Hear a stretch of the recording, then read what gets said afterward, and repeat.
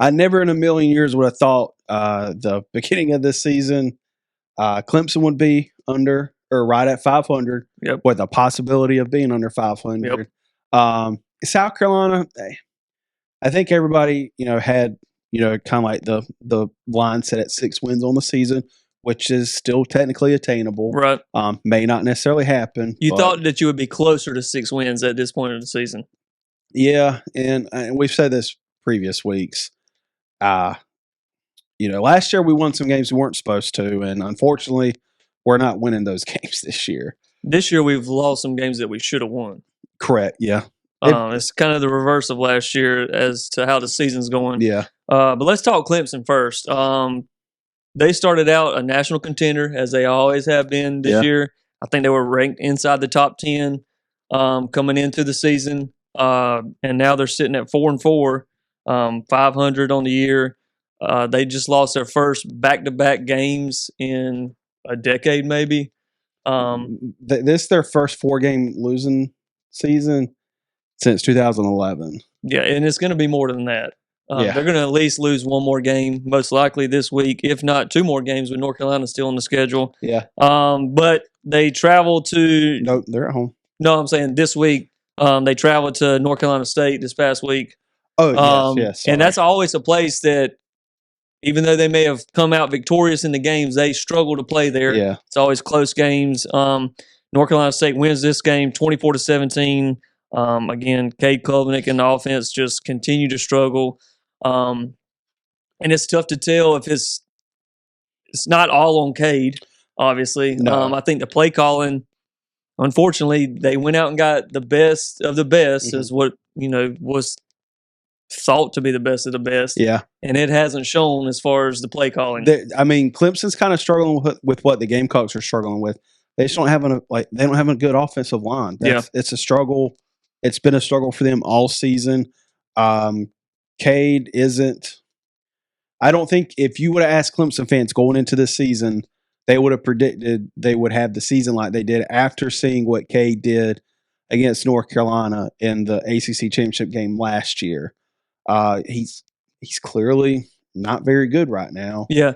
Well, one thing with that North Carolina game last year is nobody had really seen Cade. No. In spurts here and there, but they hadn't really seen him, so it was almost like throwing North Carolina just a complete wrinkle. And North Carolina's defense last year was not good. They were statistically one of the worst defenses in the country. So him doing good or doing what he did in that game shouldn't have been a surprise to anybody. No, it was a terrible defense versus a quarterback that they didn't know, and it was just kind of lined up to make Klubnik look a lot better than he truly is, because so far what we've seen this year has been a struggle. Yeah, it's honestly what you've seen out of Clemson's offense the past 2 seasons. Yeah. And Dabo was talking about this in his post-game press conference on Saturday. I mean, if you just looked at their stats on defense gave up 202 yards.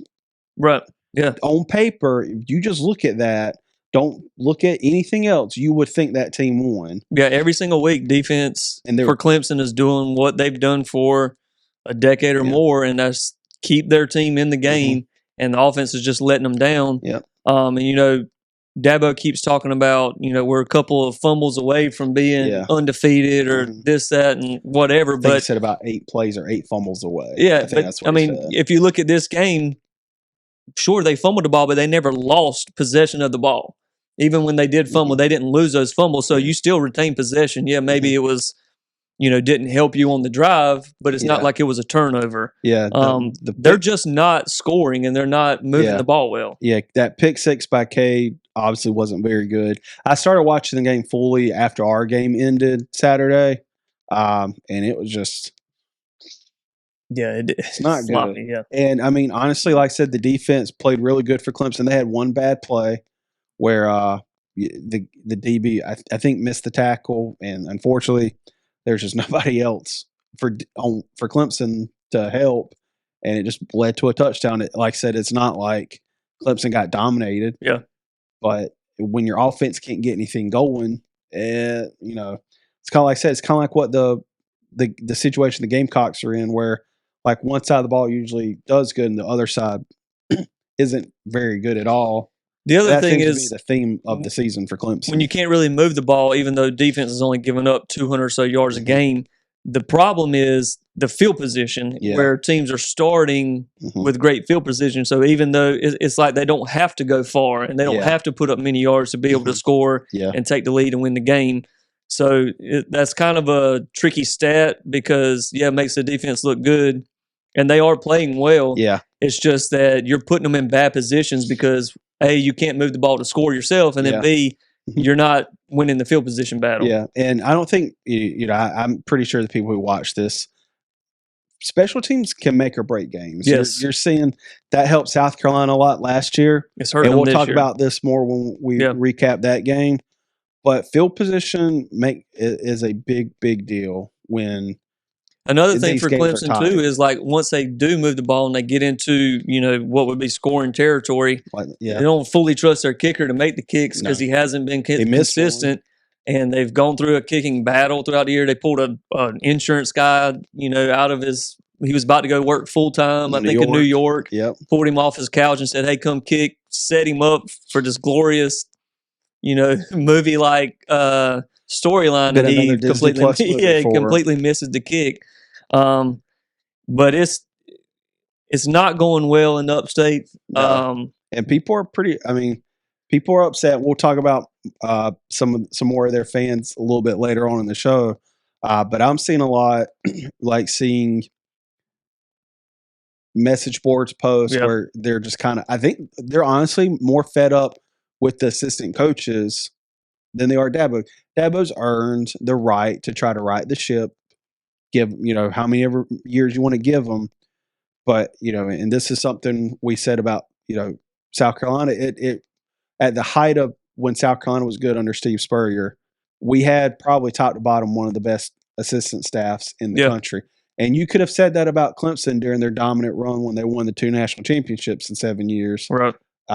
It's all about who you replace them with. And clearly Dabo hasn't done. Yeah, they had a good run where they had assistants that stayed with Clemson where, obviously Brent Venables could have left many times whenever he was the defense coordinator, but he decided to stick around.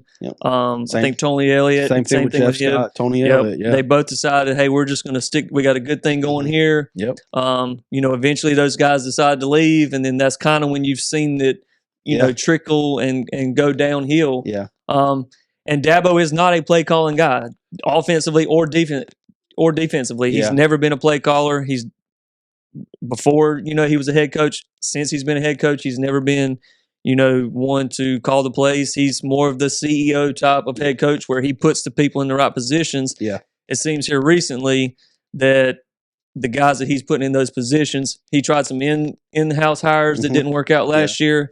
He went outside of that, and so far it's not panned out the way that people thought it was going to be this year. So Clemson, Dabo, they've got to take a deep, hard look at themselves in the offseason here because, and we'll talk about it later, but Dabo keeps talking about appreciation versus expectation. Yeah. And that's fine 10 years ago. But at this point, you've created the expectation. Yeah. And so you can no longer get mad at fans for having those expectations. Well, and also I think fans are a little, especially college football. We are passionate people when it comes to our college football, and especially in the South.